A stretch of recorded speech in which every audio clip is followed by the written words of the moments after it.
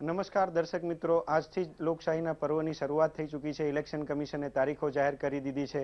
તારીખો જાહેર થતાની સાથે જ હાલ ચોરે ને ચૌટે એક જ ચર્ચા છે લોકસભાની ચૂંટણીની. કોણ ક્યાંથી ઊભું રહેશે, કોણ ક્યાં કોને મતદાન આપશે, કયો મતદાર ક્યાં જશે, કોને ક્યાંથી કઈ બેઠક મળશે, કઈ વાત ક્યાંથી શરૂ થશે અને કઈ વાત ક્યાંથી પૂરી થશે.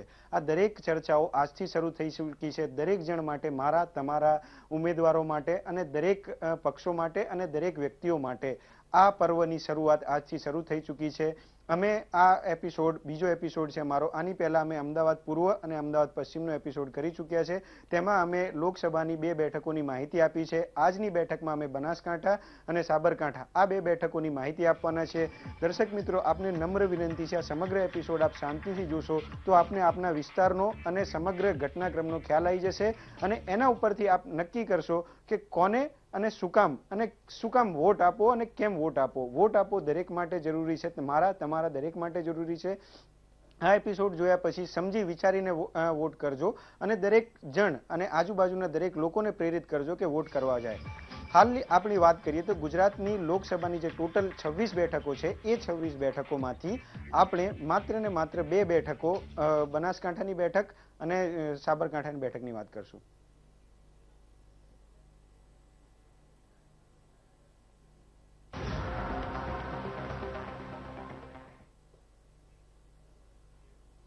સંસદીય મત વિસ્તારની બેઠક એટલે કે સૌથી પહેલા બનાસકાંઠા બેઠકની વાત કરીએ. સંસદીય મત વિસ્તારની આ બેઠકને સમજતા પહેલા મત ક્ષેત્રો જે છે એ ભૌગોલિક ચિતારને જાણવો ખૂબ જ જરૂરી છે. રાજ્યના ઉત્તરે આવેલો આ જિલ્લો પાડોશી રાજ્ય રાજસ્થાનને અડીને આવેલો છે. તો વળી પાટણ, સાબરકાંઠા, કચ્છ જિલ્લાની સરહદને પણ આ જિલ્લો અડે છે. બનાસકાંઠા જ એક એવો જિલ્લો છે જે આટલા જગ્યાએ અડે છે અને એક સંસદીય મત વિસ્તાર પણ છે. જોઈએ કે આ મત વિસ્તારનું સીમાંકન શું છે અને આ સમગ્ર બેઠક કઈ રીતે બની છે.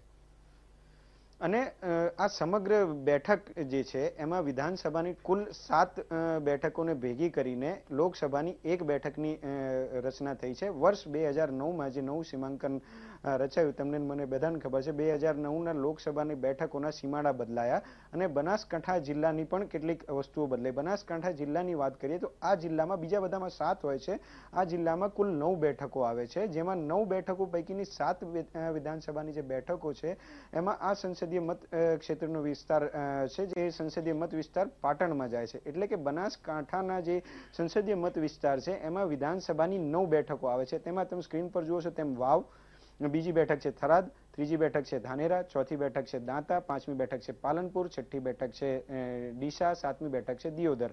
આ બેઠકનો સમાવેશ થાય છે. જ્યારે બાકીની જે પાડોશી જિલ્લામાંથી એમાં દિયોદર SC માટે આરક્ષિત છે, જ્યારે બીજી જે બેઠક છે કાંકરેજ બેઠક છે જે પાટણના સંસદીય મત વિસ્તારમાં જાય છે. આ સમગ્ર મત ક્ષેત્રમાં સમાવિષ્ટ વિધાનસભાની જે 7 બેઠકો છે તે બેઠકો પૈકીની 1 બેઠક દિયોદર જે છે એ અનુસૂચિત જાતિ માટે અનામત છે, જ્યારે બાકીની બેઠકો જે છે એ સામાન્ય છે. અને બેઠકના જે આપણે સીમાડા જોયા અને જાણ્યા એ હવે આપણે જોઈએ કે આ બેઠકની અંદર શું છે, કઈ રીતે આ બેઠક સમગ્ર સર્જાઈ છે.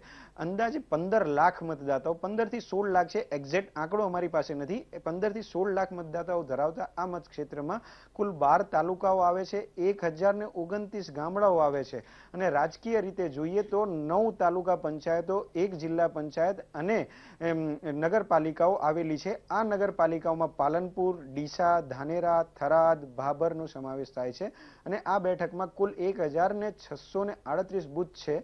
ખાસ વાત અહીં જોવા જેવી છે કે આ મત ક્ષેત્રમાં સહકારી માળખું એટલે કે સહકારી નેટવર્ક જે છે એ ચૂંટણીઓ સમયે ખૂબ જ અસર કરતા રહે છે, જેમાં બનાસ ડેરી, તમે ને મેં બધાએ જોયું છે, મત ક્ષેત્રમાં બનાસ ડેરી અને બનાસ બેંક જેવી સહકારી સંસ્થાઓ આવેલી છે જે આ સમગ્ર મત ક્ષેત્રને ખૂબ જ પ્રભાવિત કરે છે અને રાજકીય ક્ષેત્રે પણ એમનું ખૂબ જ મહત્વ રહેલું છે. આપણી સાથે છેલ્લા 12 વર્ષથી બનાસકાંઠામાં રિપોર્ટિંગ કરતા અને VTVના પ્રતિનિધિ માનુ ચાવડા જોડાયેલા છે, જેમની પાસે પત્રકારત્વ ક્ષેત્રનો ખૂબ જ બહોળો અનુભવ છે. એમની પાસે સીધી વાત કરીએ કે આ સમગ્ર બેઠક જે છે, માનુભાઈ, આ સમગ્ર મત વિસ્તારમાં રાજકીય સ્થાનિક સ્વરાજની સંસ્થાઓ કેટલી છે અને બેઠકમાં જિલ્લા પંચાયત, તાલુકા પંચાયત અને નગરપાલિકાઓની કેટલી બેઠકો આવેલી છે, એની અસરો શું છે, માનુભાઈ? દિલીપસિંહ, આ બનાસકાંઠા બેઠક છે એની વાત કરીએ તો બનાસકાંઠા બેઠકની એક જે જિલ્લા પંચાયતની 55 બેઠકો છે અને તેમાં આવતી જે તાલુકા પંચાયતો છે એ 12 તાલુકા પંચાયતો છે અને એની 273 બેઠકો છે. આવી જ રીતે 6 નગરપાલિકાઓનો સમાવેશ થાય છે બનાસકાંઠા લોકસભા મત વિસ્તારમાં, બનાસકાંઠા બેઠકમાં. અને એ 6 નગરપાલિકાઓ છે એનો 215 બેઠકો ત્યાં નગરપાલિકાઓમાં આવેલી છે. એટલે આમ જે આખો સંસદીય મત વિસ્તાર બન્યો છે એ બહોળી જે સંખ્યાઓ કહી શકાય જિલ્લા પંચાયતની, તાલુકા પંચાયતની અને નગરપાલિકાની આ જે બેઠકો છે એ સંસદીય મત વિસ્તારમાં ખૂબ મહત્વનો ભાગ ભજવતી હોય છે. ત્યાંથી જે ચૂંટાયેલા જે પ્રતિનિધિઓ છે એ ખૂબ જ અસર કરતા હોય છે આ ચૂંટણીમાં અને આ લોકસભાની બેઠક ઉપર. દિલીપસિંહ. માનુભાઈ, આ તમે ખૂબ જ સરસ માહિતી આપી. હવે આપણી તમે જે હિસ્ટ્રી છે આખા બનાસકાંઠાની એની એક જરાક નજર નાખી લઈએ.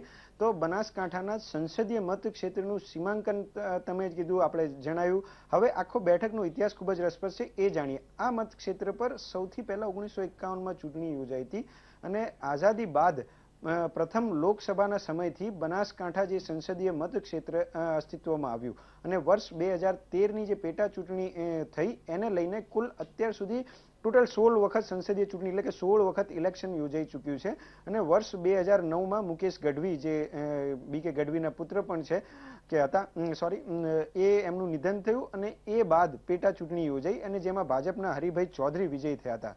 આ બેઠકની ખાસ વાત એ છે કે આ મત ક્ષેત્ર 2 રાજ્ય કક્ષાના નાણામંત્રી આપે છે. ખૂબ જ ઇન્ટરેસ્ટિંગ વસ્તુ છે.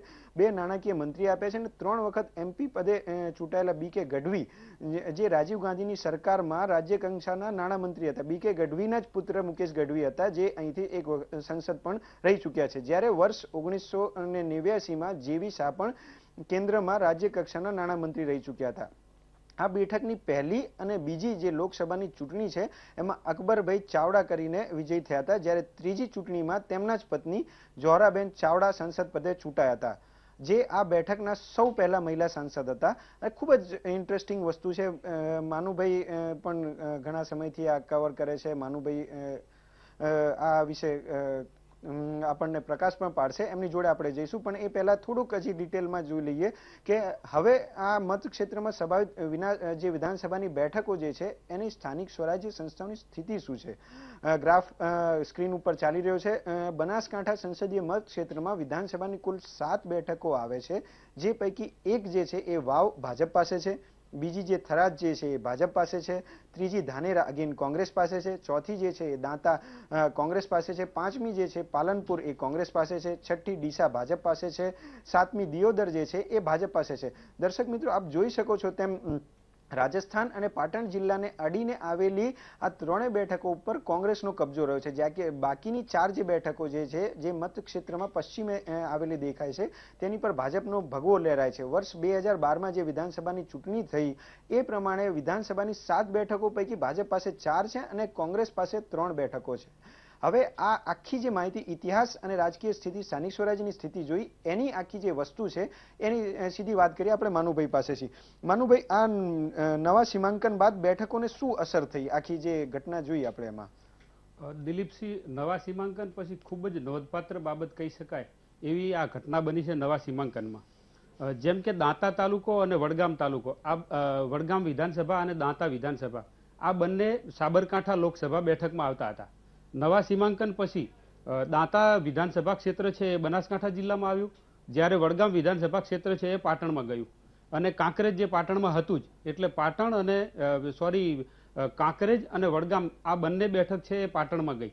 એટલે એક પ્રકારે કહીએ તો બનાસકાંઠા જિલ્લામાં જે દાંતા વિધાનસભા ક્ષેત્ર આવ્યું એ બનાસકાંઠા સંસદીય મતક્ષેત્રમાં આદિવાસી પોકેટ છે આખું. એટલે એક ચોક્કસ પ્રકારે પક્ષને ફાયદો કરાવી શકાય એટલું મોટું પોકેટ જે દાંતા વિસ્તાર છે, અમીરગઢ અને દાંતા એ વિધાનસભા ક્ષેત્ર એ બનાસકાંઠા બેઠકમાં સમાવેશ થયો છે.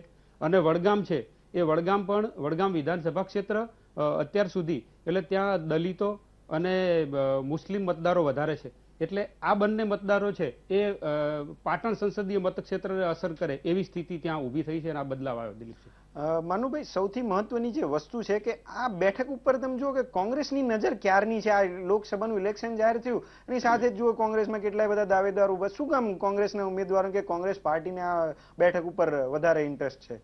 દિલીપસિંહ, 100% વાત છે. બનાસકાંઠા બેઠક છે કોંગ્રેસ માટે સેફ સાઇડ બેઠક ગણાય છે. એમાં તમને ગણાવું તો વડગામ વિધાનસભા ક્ષેત્ર આપણે બાદ કરીએ અને કાંકરેજ બાદ કરીએ તો દાંતા તાલુકો આખો, અમીરગઢ એ વિધાનસભા ક્ષેત્ર એક બને છે, દાંતા વિધાનસભા ક્ષેત્ર. આની વાત છે. આની સાથે જ ધાનેરા વિધાનસભા ક્ષેત્ર છે એ પણ એ કોંગ્રેસ માટે એમનું એક મજબૂત પરિબળ ગણાય છે. અને વાવ અને થરાદ એ હમણાં થોડું વાતાવરણ બદલાયું છે, બાકી ત્યાં પણ એ કોંગ્રેસને ત્યાં એમની સ્યોરિટી જોવા મળે છે. એના કારણે જ કોંગ્રેસની નજર એમની આ બનાસકાંઠા બેઠક છે એમને સેફ સાઈડ દેખાય છે. આનું કારણ કદાચ આ જ હોઈ શકે. હા માનુભાઈ, ખૂબ જ ઇન્ટરેસ્ટિંગ ચર્ચાનો દોર ચાલી રહ્યો છે. બ્રેકનો સમય છે. દર્શક મિત્રો ક્યાંય જતા નહીં અને હજી આનાથી પણ વધારે ઇન્ટરેસ્ટિંગ માહિતી અમે આપની સમક્ષ રજૂ કરશું. માનુભાઈ અમારી સાથે જોડાયેલા છે, હું આપની સાથે જોડાયેલો છું. અત્યારે હાલ સમય છે બ્રેકનો.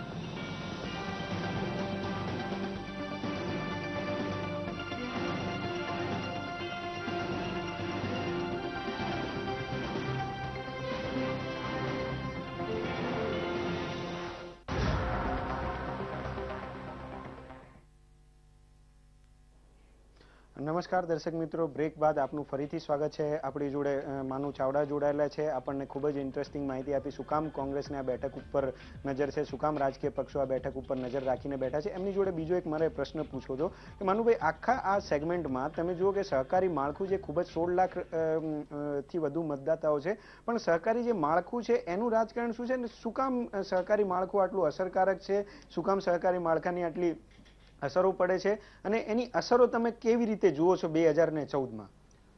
દિલીપસિંહ, પહેલા એવું કહેવાતું હતું રાજકારણ અને સહકાર બંનેને અલગ રાખવું, પણ હવે સહકારમાં જ રાજકારણ આવી ગયું છે અને સહકાર એ રાજકારણની અંદર ખૂબ મહત્વનો ભાગ ભજવતું હોય છે. દાખલા તરીકે વાત કરીએ તો બનાસકાંઠા જિલ્લાની જીવાદોરી સમાન છે, અથવા તો જેટલા દૂધ ઉત્પાદકો 5 લાખ જેટલા દૂધ ઉત્પાદકો એની સાથે જોડાયેલા છે. હવે જે ગ્રાસરૂટ લેવલ સુધી એક સંદેશ જવો જોઈએ કોઈ પણ પક્ષનો હોય, એટલે જે સહકારી માળખામાં જે આગેવાનો બેઠા છે એ એમનો જે સંદેશ છે છેક નીચે સુધી પહોંચાડી શકતા હોય છે. આ જ રીતે અહીંની જે બનાસ બેંક છે એની પણ એવી સ્થિતિ છે. બનાસ બેંક પાલનપુરથી દાંતાથી શરૂ કરી અને છેક રાધનપુર સુધી એનું કાર્યક્ષેત્ર ધરાવે છે, એટલે ત્યાં પણ ગ્રાસરૂટ લેવલ સુધી નાનામાં નાનો ખેડૂત છે એ પણ બેંક સાથે જોડાયેલો છે. અને જે આર્થિક બાબતો છે આ બેંક અને ડેરીમાંથી આખું માળખું ઊભું કરે છે, લોકો સુધી રોજગારી પહોંચાડે છે. એટલે જે સંદેશ જવો જોઈએ એક સારું માધ્યમ બને છે. એટલે ખાસ કરીને બનાસકાંઠા જિલ્લામાં, આમ તો આખા રાજ્યમાં પણ આ જે સહકારી માળખું છે ખૂબ મોટી ભૂમિકા ભજવે છે જ્યારે ઇલેક્શનો આવે છે ત્યારે. એટલે અત્યારે હાલ સહકારી માળખું ખૂબ અગત્યનું બની રહ્યું છે ચૂંટણીઓ માટે ખાસ કરીને વાત કરીએ. આ 2014માં શું સહકારી ગણિત કઈ બાજુ ફેવર કરતું લાગે, કયા પક્ષને ફાયદો પહોંચાડશે અને કોને તમને લાગે છે કે એને નુકસાન કરશે? દિલીપસિંહ, આ બંને સહકારી માળખાની વાત કરીએ તો બનાસ બેંક છે એમાં શંકરભાઈ ચૌધરી જે ભાજપના મહામંત્રી છે અને એ ચેરમેન છે. સ્વાભાવિક રીતે જ એમને તમામ વિધાનસભા ક્ષેત્રોની અંદર એમનું એક આખું નેટવર્ક ઊભું કરેલું હોય. એ નેટવર્કના કારણે ગ્રાસરૂટ લેવલ સુધી ત્યાં પહોંચી શકાય, પાર્ટી પહોંચી શકે એ રીતનું વાતાવરણ છે. આવી જ રીતે બનાસ ડેરી છે તો પરથીભાઈ ભટોડ હમણાં ઘણા સમયથી ભાજપ સાથે ખૂબ નજીક છે. એમને હોદ્દો પણ ભાજપમાં આપવામાં આવ્યો છે સંગઠનમાં. અને એમના પુત્ર વસંતભાઈ ભટોડ જે દાંતા વિધાનસભા ક્ષેત્રમાંથી ચૂંટણી લડ્યા અને એ આખું જે મતક્ષેત્ર છે એ ભાજપ તરફી કરવામાં એમનો જે કાર્યકાળ એમાં એમને ખૂબ જ બનાસ ડેરીના કામ હોય અથવા તો સરકારના કામ હોય, ધારાસભ્ય તરીકે એમાં પણ ખૂબ કામો થયા છે. એટલે આ જે બંને સહકારી માળખું છે એ ખૂબ આ બેઠક ઉપર ચૂંટણી વખતે અસર કરી શકે એવું એક વાતાવરણ અત્યારે હાલ ઊભું થયેલું છે. દિલીપસિંહ, એક ગોવાભાઈ રબારી વાળી વસ્તુથી મેં સાંભળેલી છે, ખૂબ જ ઇન્ટરેસ્ટિંગ. શું કામ એમને એપીએમસી ના ચેરમેન પદેથી રાજીનામું આપવું પડ્યું હતું? ચોક્કસ એ ખૂબ મહત્વની બાબત છે. ડીસા જે એપીએમસી છે એ ઊંઝા એપીએમસી પછી બીજા નંબરનું એપીએમસી મોટું ગણાય છે ઉત્તર ગુજરાતનું. વર્ષોથી ગોવાભાઈ દેસાઈ જે કોંગ્રેસમાં છે અને ત્યાં હતા, થોડીક આર્થિક નાણાકીય બાબતોમાં ગોટાળાના કારણે એમના ઉપર ભીષ ઊભી કરી અને એમને રાજીનામું આપવું પડ્યું. અવિશ્વાસની દરખાસ્ત પણ લાવ્યા અને ત્યાં ભાજપના માવજીભાઈ દેસાઈ છે એમને બેસાડવામાં આવ્યા છે. એટલે એ જે ડીસા એપીએમસી છે, ડીસા એપીએમસી ભીલડી એપીએમસી અને લાખણી એપીએમસી આ 3 એપીએમસી ભેગી થાય છે, એની પેટા સંસ્થાઓ છે. એટલે આટલું મોટું માળખું છે, એક પ્રકારે કહી શકાય ભાજપે હસ્તગત કર્યું છે અને એનો ફાયદો ચોક્કસ મળે એને. એક અહીં તમારી બેઠકની ખૂબ જ ઇન્ટરેસ્ટિંગ વસ્તુ એ પણ હતી કે 2002 એટલે કે ગોધરા કાંડ જે થયું એના પછી જે આખી વસ્તુ થઈ, એક આખી લહેર ચાલી, હિન્દુઇઝમની લહેર ચાલી. એ લહેર પછી આખા તમે જુઓ કે આખા ગુજરાતમાં બધી જગ્યાએથી ભાજપને ફાયદો થયો. એક બનાસકાંઠા જેવું હતું કે 7 બેઠકો ઉપર કોંગ્રેસનો વિજય થયો. કંઈ સમજાયું નહીં, શું કામ આ લહેર વિરોધી આખી સીટ કેમ રહે છે, એવું કેમ લાગે છે? આમ જોઈએ તો બનાસકાંઠા જિલ્લામાં કોઈ લહેર નથી કામ આવતી. ત્યાંનું જે સ્થાનિક રાજકારણ છે, જ્ઞાતિવાદના જે સમીકરણો છેલ્લી ઘડીએ ટિકિટો આપવામાં બેસાડવામાં આવે છે, પણ એ તમે કીધું એમ 2007 વખતે તો ખરેખર આખા રાજ્યથી વિપરીત પરિણામો ત્યાં આવેલા અને 7 બેઠકો ઉપર કોંગ્રેસનો વિજય થયેલો. અને એના પછીની તરત ચૂંટણીમાં એમાં પણ એવી સ્થિતિ થઈ કે મતદારોએ મિજાજ બદલી નાખ્યો અને અત્યારે હાલ જોઈએ તો વાવ, થરાદ, ડીસા, દિયોદર આ 4 બેઠકો ભાજપને આપી અને 5 બેઠકો સામે કોંગ્રેસને આપી. એટલે અહીંના મતદારો છે ને એ ખૂબ જાગૃત મતદારો છે અને એમના ધાર્યા પરિણામો સુધી પહોંચાડતા હોય છે એમના મતને. જી માનુભાઈ, ખૂબ જ ઇન્ટરેસ્ટિંગ વસ્તુ તમે કીધી. કદાચ અમારા દર્શક મિત્રોને ઘણો બધો ખ્યાલ આવી ગયો છે. હવે આપણે નેક્સ્ટ સેગમેન્ટ તરફ જોઈએ તો વાત કરીએ તો બનાસકાંઠા જે લોકસભાની બેઠક છે એમાં પાછલી સંસદીય જે ચૂંટણીઓ થઈ એમાં બનાસકાંઠાની બેઠક ઉપર કુલ 16 વખત ઇલેક્શન થયું, એટલે કે ચૂંટણીઓ થઈ, અને હાલમાં આ બેઠક ઉપર ભાજપ છે. અને તેમ છતાંય તમે જુઓ, જેમ કીધું કે 2002 પછી આખું આનું કોઈ વેવ કે ચાલતું નથી, કોંગ્રેસનો ગઢ ગણાય છે. પાછલી 16 સંસદીય ચૂંટણીઓની વાત કરીએ તો આ બેઠક પર સૌથી વધુ વખત કોંગ્રેસે વિજય મેળવ્યો છે, 9 વખત, અને 4 વખત ભાજપે, 1 વખત જનતા દળે, 1 વખત સ્વાતંત્ર્ય પાર્ટીએ અને 1 વખત ભારતીય લોકદળે જીત મેળવી છે. તમે જુઓ છો સ્ક્રીન ઉપર જે ગ્રાફ જોઈ રહ્યા છો તેમાં 1951 થી લઈને જે 2013 સુધીની પેટા ચૂંટણીઓ થઈ એમાં કુલ 16 સંસદીય ચૂંટણીઓની માહિતી તમને ખૂબ જ રસપ્રદ રીતે અને ખૂબ જ કલરફુલ રીતે દર્શાવવામાં આવી રહી છે. એના સિવાયની આ વાત કરીએ તો જે પાછલી સંસદીય માફ કરશો, પાછલી સંસદીય ચૂંટણીઓમાં કોણ કેટલી વાર જીત્યું એ આપણે જોયું. હવે પાછલી સંસદીય મુખ્ય રાજકીય પક્ષોની મતની જે સ્થિતિ, કોને કેટલા વોટ મળ્યા તે તમે આ ગ્રાફમાં જોઈ શકો છો. અને એ આખી બનાસકાંઠા બેઠકની સ્થિતિ જે છે ખૂબ જ સરળ અને સરસ રીતે સમજાવવામાં આવી રહી છે. 1951 થી લઈને કુલ 16 વખત જે ચૂંટણીઓ થઈ એમાં ભાજપની એન્ટ્રી, એટલે કે 1991 થી લઈને 2013 સુધી કુલ 7 વખત ચૂંટણીઓ યોજાઈ છે. તમે ગ્રાફમાં જુઓ છો તેમ એક જ ખૂબ જ સરસ રીતે દેખાઈ રહ્યું છે. એમાં કેસરી રંગની જે લાઈન આપને દેખાઈ રહી છે, તમે જુઓ કેસરી રંગની જે લાઈન દેખાઈ રહી છે તે ભાજપના મતો દર્શાવે છે. અને 1991 પછી ભાજપની આ બેઠક ઉપર એન્ટ્રી થાય છે અને શરૂઆતથી જ ભાજપના મતોની જે ટકાવારી છે તમે જુઓ, એક જે કેસરી રંગની લાઈન છે એ 50% થી સતત ઉપર જ છે. અને એના પછી જે 3 ચૂંટણીઓ યોજાઈ તેમાં પણ આ ગ્રાફ સતત તમે જુઓ કે જળવાઈ રહ્યો છે. અને ભાજપની વાત તો છે જ, પણ સાથે સાથે જે ગ્રીન રંગની એટલે કે લીલા રંગની જે આપણને લાઈન દેખાઈ રહી છે કે જે સ્ક્રીન ઉપર આપ જોઈ રહ્યા છો તે કોંગ્રેસના મતોની ટકાવારી બતાવે છે. અને આ સંસદીય ચૂંટણીઓમાં કોંગ્રેસને સૌથી વધુ વખત ચૂંટણી, એટલે કે જેટલી પણ વખત ચૂંટણીઓ છે એમાં જો કમ્પેર કરીએ તો 2 ચૂંટણીઓમાં ભાજપ અને કોંગ્રેસની કમ્પેર કોંગ્રેસ સૌથી વધુ વખત જીત મેળવી છે. જો કે તેના મતોની ટકાવારી જે ગ્રીન કલરની લાઈન છે એ સતત નીચે આવતી રહી છે. અને કોંગ્રેસના મતોની ટકાવારીનો ગ્રાફ જે 45%, ભાજપનો 50% હતો અને કોંગ્રેસનો 45% આસપાસ રહ્યો છે.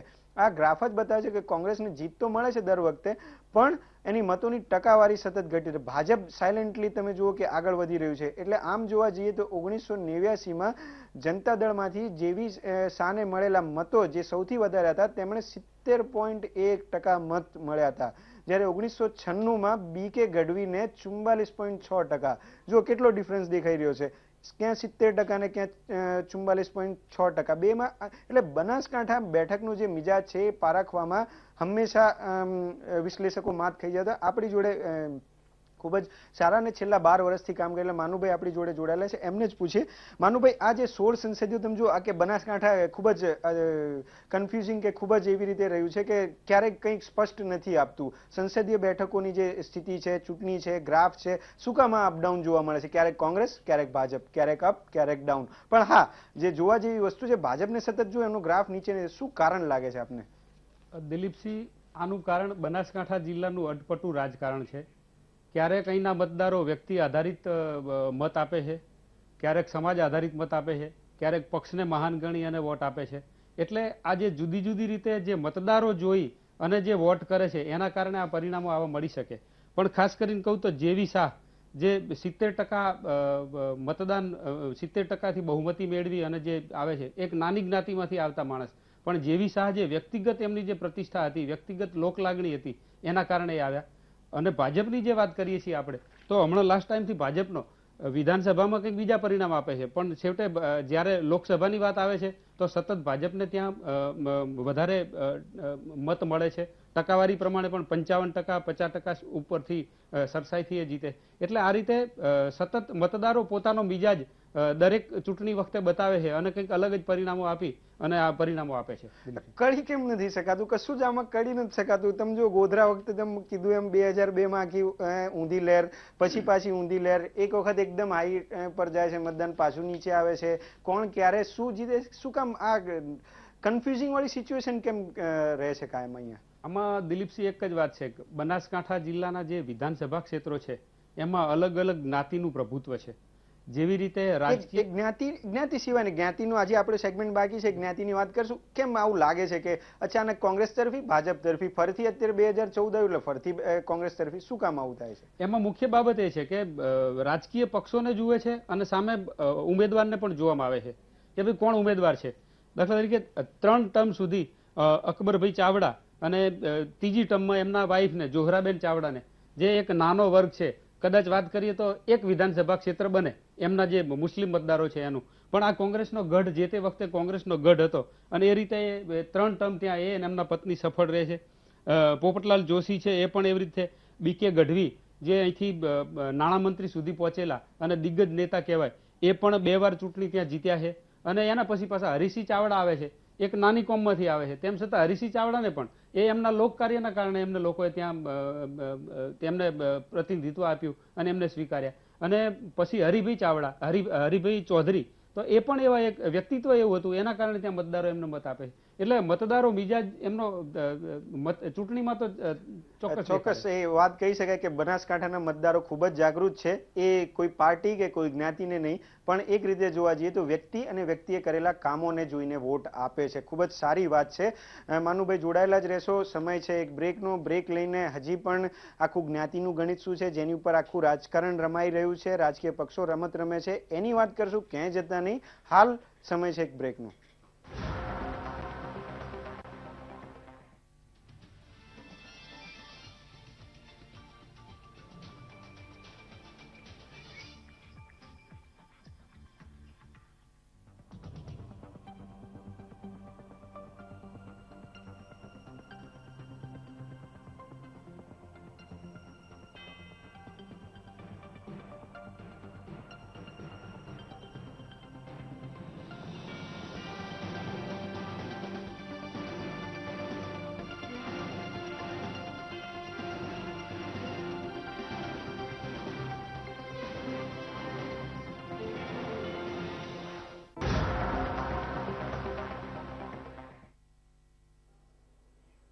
નમસ્કાર દર્શક મિત્રો, ખૂબ જ ઇન્ટરેસ્ટિંગ માહિતી બનાસકાંઠા વિશેની આપ જાણી રહ્યા છો. જાણજો, સમજજો, વિચારજો અને પછી ચોક્કસ વોટ કરજો. આજુબાજુવાળાને પણ પ્રેરિત કરજો કે વોટ કરવા જાય. હવે આગળ આપણે કન્ટિન્યુ કરીએ છીએ કે હવે વાત કરીએ બનાસકાંઠાના સંસદીય મતક્ષેત્રમાં જ્ઞાતિનું ગણિત શું છે. જ્ઞાતિના ગણિતનું જ આખું જે વસ્તુ છે એ જ નિર્ભર કરે છે રાજકારણ ઉપર. પાછળ સ્ક્રીન ઉપર આપ ગ્રાફ દ્વારા સમજી શકો છો કે નવા સીમાંકન બાદ આ મતક્ષેત્રમાં સમગ્ર જ્ઞાતિના સમીકરણો બદલાઈ ચૂક્યા છે. 7 વિધાનસભાની બેઠકોનો જે ક્લબ કરીને સંસદીય મતક્ષેત્રમાં સૌથી વધુ ઠાકોર જ્ઞાતિનું પ્રભુત્વ છે. ઠાકોર જ્ઞાતિ ટોપ ઉપર છે. એના પછી જે આવે છે એ દલિત અને ચૌધરી જ્ઞાતિ છે. એ પણ એક નિર્ણાયક જ્ઞાતિ છે. એ પણ તમે ગ્રાફમાં ખૂબ જ આસાનીથી અને તમારી સરળતાથી સમજી શકો એના માટે છે. એ ઉતરતા ક્રમમાં છે અને એને ઉતરતા ક્રમમાં જોઈએ તો સૌથી પહેલા ઠાકોર, એની બાદ દલિત, એની બાદ ચૌધરી, એની બાદ પટેલ, એની બાદ રબારી, એની બાદ બક્ષીપંચ, એના પછી ક્ષત્રિય, એના પછી અનુસૂચિત જાતિ, એના પછી બ્રાહ્મણો, એના પછી મુસ્લિમો, એના પછી દેશી પટેલ, એના પછી મારવાડી પટેલ અને એના પછી બીજી બધી તમે જ્ઞાતિઓનો સમાવેશ જોઈ શકો છો. તમે શાંતિથી જોજો, સમજજો. આ આખું જ્ઞાતિગત જે ગણિત છે એની ઉપર જ રાજકીય પક્ષો આખું રાજકારણ રમે છે. કઈ જ્ઞાતિના કયા ઉમેદવારને આપવાથી કોની જીત થઈ શકે છે, કોણ જીતશે, શું કામ જીતશે, એ સમગ્ર રાજકારણ જ્ઞાતિ ઉપર રમાય છે. આ અંગેની વધુ વિગત માટે આપણે માનુભાઈ પાસે જઈએ, માનુભાઈને પૂછીએ. માનુભાઈ, આ સમગ્ર તમે જુઓ રાજકારણ જે આખું નિર્ભર છે એ જ્ઞાતિ ઉપર છે. શું જ્ઞાતિઓનો કેટલો પ્રભાવ છે તમારા વિસ્તારમાં? દિલીપસિંહ, ખૂબ જ જ્ઞાતિઓનો પ્રભાવ છેલ્લી ઘડીએ તો ચૂંટણીમાં જ્ઞાતિગત જ મતદાન થતું હોય છે. પણ બનાસકાંઠા જિલ્લાની કંઈક વાત અલગ છે. આપ જેમ કહો છો કે ઠાકોર સમાજ 13.74% એમનું મતદારો છે એમના આ લોકસભા ક્ષેત્રમાં. તેમ છતાં અત્યાર સુધીની ચૂંટણીઓમાં ક્યારેય ઠાકોર ઉમેદવારને ત્યાં ઉમેદવારી કરવા મળી નથી. એનું કારણ એવું છે કે જે આ રાજકીય પક્ષો છે એ એક કે બે જ્ઞાતિનું કોમ્બિનેશન કરી અને ચૂંટણી મેદાનમાં ઉતરે, એમના ઉમેદવારને ઉતારે અને એના કારણે ત્યાં એમને ફાવટ આવતી હોય છે. એ પ્રકારે જોઈએ તો દલિત સમાજ છે એ 10.6% છે, ચૌધરી સમાજ છે 9.14% છે.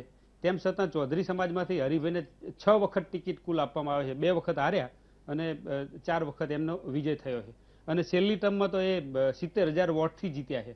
એટલે જે જ્ઞાતિનું ગણિત છે એમાં કોમ્બિનેશન થાય. અને બનાસકાંઠા જિલ્લાની વાત કરીએ તો જે ચૌધરી સમાજ એટલે આપણો દેશી ચૌધરી સમાજ અને મારવાડી ચૌધરી સમાજ, લોકસભાની બેઠક વખતે આ બંનેને ભેગા ગણવામાં આવે છે એટલે ત્યાં એમનું પ્રભુત્વ વધી જાય છે.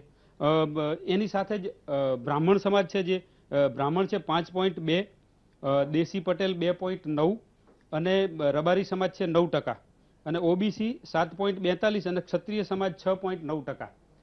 6.9% ક્ષત્રિય સમાજ છે. તેમ છતાં હરીસિંહ ચાવડાને એકવાર ભાજપમાંથી અને એકવાર કોંગ્રેસમાંથી બંને વખત ટિકિટ આપવામાં આવે છે અને ત્યાંથી વિજય બને છે.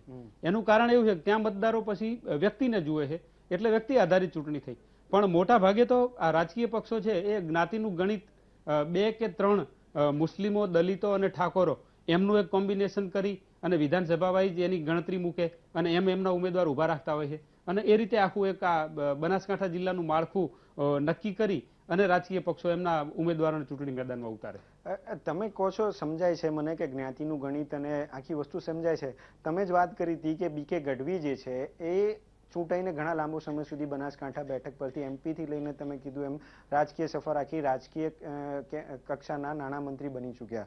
પછી જેવી શાહનો મુદ્દો છે એ શાહ કોમ્યુનિટી છે એટલે જૈન કોમ્યુનિટીમાંથી છે, તેમ છતાંય એ જીતીને અહીંથી આગળ વધ્યા. તો મને નથી લાગતું કે ક્યાંક કાસ્ટ ફેક્ટર અહીં એટલું મેટર કરતું, તો શું કામ રાજકીય પક્ષો આટલું મહત્વ આપે છે? જો આપતા હોય તો ગઢવી કેમ જીત્યા, શાહ કેમ જીત્યા?